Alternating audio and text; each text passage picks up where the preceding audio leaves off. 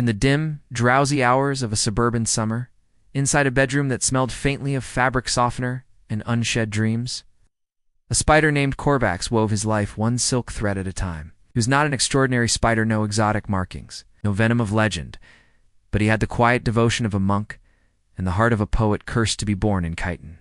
Corvax made his home high in the rafters where wall met ceiling, suspended in stillness and clarity.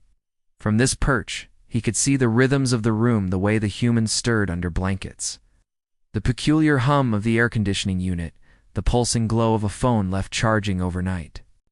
But most captivating of all, at the very center of the ceiling, like a divine machine of polished blades and promise, hung the fan. It did not always move, but when it did danced. With a slow, aristocratic spin, it cut through the air like a ballerina forged in chrome. Corvax, in his limited lexicon, understood nothing of machines or electricity, but he understood beauty, and to him, the fan was more than a fixture. It was a celestial being, a god of motion and wind, whose every rotation seemed to breathe life into the stale air of existence. At first, he admired it as one might admire the moon, distant and sacred. But over time, admiration swelled into yearning. His web began to curve toward the fan, inch by inch, as if his silk could bridge the metaphysical gap between creature and construct. At night, while others slept, Corvax would lower himself closer, his legs trembling not with fear but with the fever of proximity.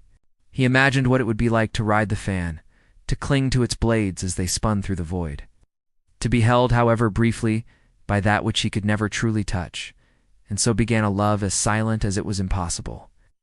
The ceiling fan was not without flaws. It was prone to wobbling on warm nights and emitted a soft mechanical tick that might have annoyed a more cynical observer. But to Corvax, these were not imperfections, they were quirks, character, proof that even gods could age. He began to choreograph his days around her schedule, learning that the fan spun most often between the hours of 11 p.m.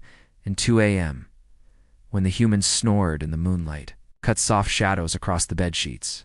It was during one such hour that Corvax took his first risk. He spun a long, gossamer bridge across the void, anchoring one thread to the corner wall and the other to a lampshade nearby. From this diagonal vantage point, he could hang midair, closer than ever before. The wind from the fan tousled his web, ruffling his limbs like a lover's breath. He clung, exhilarated and terrified. But love, true love, demands more than proximity, it demands sacrifice. Corvax began to eat less, spin less, pouring his energy into reinforcing the bridge that brought him nearer to the fan. He built a spiral chamber, a tiny observatory from which he could watch her even as he slept. But the more he reached, the more he ached. For the fan, unthinking and inanimate, offered no sign of awareness. She spun, she paused. She spun again, oblivious to the soul, tethered just inches away. One night, driven by longing, Corvax leaped. It was a mad act, a ballet of desperation. He cast himself from the edge of his web toward the nearest blade as it rotated slowly in the dark. For one exquisite heartbeat, he believed he would make it, that gravity and fate would part like curtains. But the blade turned faster than his reach, and Corvax missed. He fell. Not far, but enough to tear the lower threads of his sanctuary. His web shuddered. His body trembled. He retreated, defeated but not broken. Not yet. For even as he rebuilt, there was a new shadow growing in his mind, a realization that perhaps the fan would never see him. The days that followed were heavier. Corvax moved slower, and the corners of his web sagged with neglect. A spider's heart is not large, but it can still carry grief. He stopped attempting leaps, no longer sought closeness. He watched the fan now as one watches a former lover across a crowded room, still beautiful, still unreachable, but now tinged with the dull ache of understanding. Yet the fan remained constant. She turned each night in her ritual circle, her blades slicing air with indifference. In her spinning, something stirred within Corvax, not hope, not this time, but acceptance. Love, he realized, was not possession.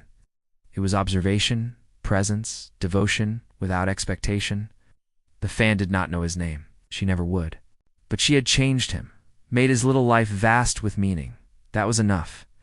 On the final night of summer, As the air grew cooler and the fan turned for what might be the last time that season, Corvax performed a final act.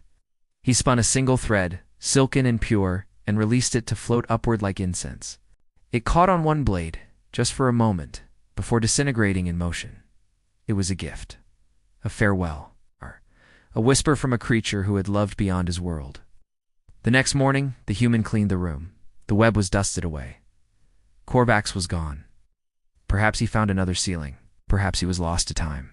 But if you ever look up at a fan on a quiet night and feel the strange urge to weep without knowing why, remember Corvax the spider who loved the ceiling fan, and in doing so, taught us that even the smallest life can harbor the grandest heart.